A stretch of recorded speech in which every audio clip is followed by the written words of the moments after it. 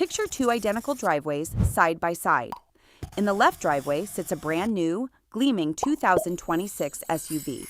The owner thinks he's an absolute financial genius because he locked in a 0% interest rate.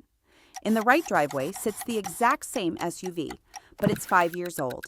The owner over there knows a secret. She knows that by parking that slightly older model in her driveway, she just kept $30,000 in her pocket. But here's the twist. In today's market, the old rules are broken. Buying used isn't the guaranteed win it used to be. Let me show you why. To really understand where the money goes, we need to look at two very different buyers. Meet Nick. Nick loves that new car smell. He values peace of mind, full warranties, and the latest dashboard tech. So he walks into the dealership and points to a brand new $50,000 SUV. The salesman smiles, runs his credit, and hands him the keys with a shiny promotional interest rate of just 7%. Some buyers even score 0% if their credit is flawless. Nick drives away feeling like a winner. Now, meet his neighbor, Uma. Uma doesn't care about the plastic wrapping on the seats. She cares about her net worth. She finds the exact same model of SUV, but it's 5 years old. It has 40,000 miles on the odometer, but the price tag is only $26,000, nearly half the price of Nick's car. On the surface, it looks like Uma just committed highway robbery against the dealership, but the financial traps are just getting started for both of them. The first mistake happens before the ink on the contract is even dry. It's the oldest trick in the dealership playbook, the monthly payment trap. When Nick sat down at the dealership, the salesman didn't ask him how much he wanted to spend in total. He asked, "What monthly payment are you looking for?" Nick, wanting to feel comfortable, said he could swing about $800 a month. The salesman smiled, stretched the loan out to 72 months, and magically hit Nick's target. Nick felt like he won the negotiation, but by focusing entirely on the monthly payment, Nick completely ignored the out-the-door price of $50,000 plus interest. Uma played a different game. She refused to talk about monthly payments. When she walked onto the used car lot, she negotiated strictly on the total out-the-door price. She secured her 5-year-old SUV for $26,000. Her monthly payment is much lower, sure, but she knows exactly what the car is actually costing her. Nick thinks he's just paying $800 a month. He doesn't realize he just signed up for a slow financial bleed, and the biggest cut happens the moment he turns the key. The moment Nick's tires roll off the dealership lot and hit the public street, something invisible happens. His $50,000 car is no longer worth $50,000. It just became a used car. This is depreciation, the silent killer of wealth. According to recent data, a brand new vehicle loses about 12.5% of its value in the very first year of ownership. For Nick, that means his car loses over $6,000 in value before he even gets his first oil change. Over the next 4 years, the bleeding continues. By the time Nick has owned the car for 5 years, it will have lost roughly 34% of its original value. That $50,000 machine is now worth just $33,000 as a trade-in. He has effectively set $17,000 on fire, and he has absolutely nothing to show for it. Depreciation isn't a bill that comes in the mail every month, which is why most people ignore it. But it is very real, and the bill always comes due when it's time to sell. Uma, on the other hand, bought a car that is already 5 years old. The previous owner, someone exactly like Nick, already took that massive $17,000 hit. Uma stepped in right as the depreciation curve started to flatten out. Her $26,000 car will still lose value over the next 5 years, but at a much, much slower rate. While Nick is bleeding thousands of dollars a year in lost value, Uma is only losing a fraction of that. But depreciation isn't the only way Nick's new car is quietly draining his bank account. When you buy a car, the purchase price is just the entry fee. The real cost of ownership hides in the monthly bills you can't avoid. Let's look at insurance. Insurance companies base their rates on how much it would cost to replace your vehicle if you wrap it around a telephone pole.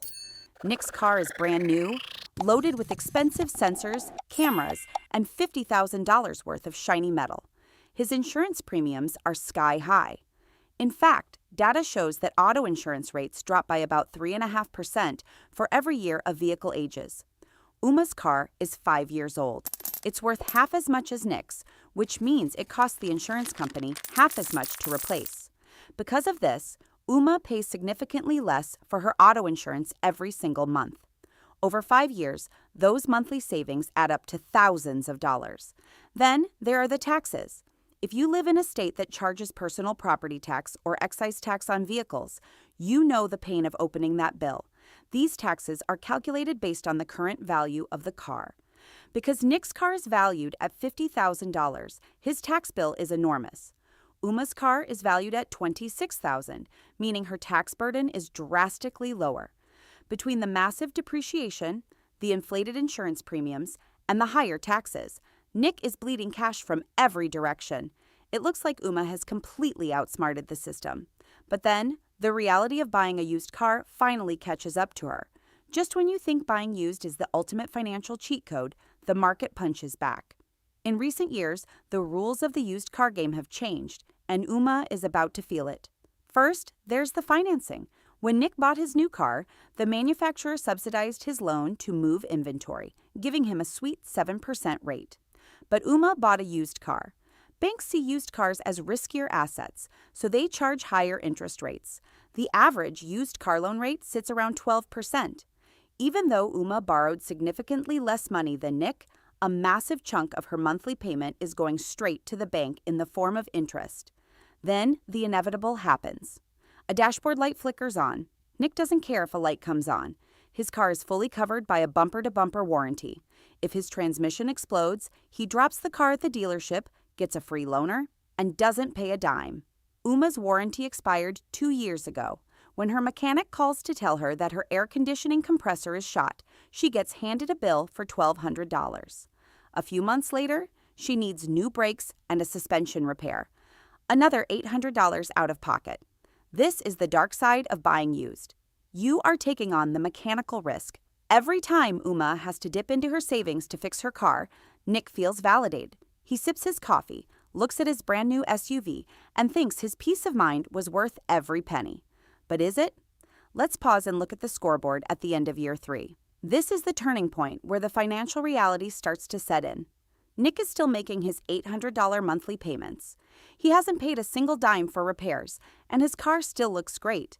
But the silent killer has been doing its work. His $50,000 car is now worth about $36,000. He has lost $14,000 in equity, vanished into thin air. Plus, he's been paying premium insurance rates and high taxes for 36 straight months. Uma, meanwhile, has had a few stressful days at the mechanic. She's paid about $3,000 in out-of-pocket repairs over the last 3 years. Nick thinks this proves he made the right choice. But let's look closer. Even with the higher interest rate on her loan and the annoying repair bills, Uma's total cash out-of-pocket is drastically lower. Her car has depreciated, yes, but only by about $5,000 over those 3 years. Her insurance is cheaper, her taxes are lower, and her monthly loan payment leaves her with extra cash every month. The gap between them is widening, and as we approach year 5, the final math is going to be devastating. 5 years have passed. The driveways look the same, but the bank accounts tell a completely different story. It's time for the final reveal. Let's look at Nick's total cost of ownership. He bought the car for $50,000. Even with his low interest rate, he paid about $6,000 in interest over the life of the loan. He paid roughly $8,000 in insurance and another $3,000 in taxes and registration fees. His total cash out of pocket over 5 years is roughly $67,000. Now let's look at what the car is actually worth. After 5 years of brutal depreciation, his SUV is worth $33,000. If he sells it today, his true cost of owning that new car for 5 years was $34,000. That's nearly $7,000 a year just for the privilege of driving a new car. Now let's look at Uma. She bought her used car for $26,000. Because of her higher interest rate, she paid about $8,000 in interest. She paid $5,000 in insurance and $1,500 in taxes. She also paid $4,000 in unexpected repairs. Her total cash out of pocket is roughly $44,500. Her car, now 10 years old, is worth about $15,000. If she sells it today, her true cost of ownership over 5 years was $29,500. Wait, Didn't I say Uma saved $30,000? The gap in true ownership cost is only about $4,500. So where is the massive savings? It's not in the car. It's in what Uma did with the difference. Here is the true cost of buying a new car. It's not just the depreciation or the insurance. It's the opportunity cost. Because Nick financed a $50,000 car, his monthly payments, insurance, and taxes tied up a massive portion of his income.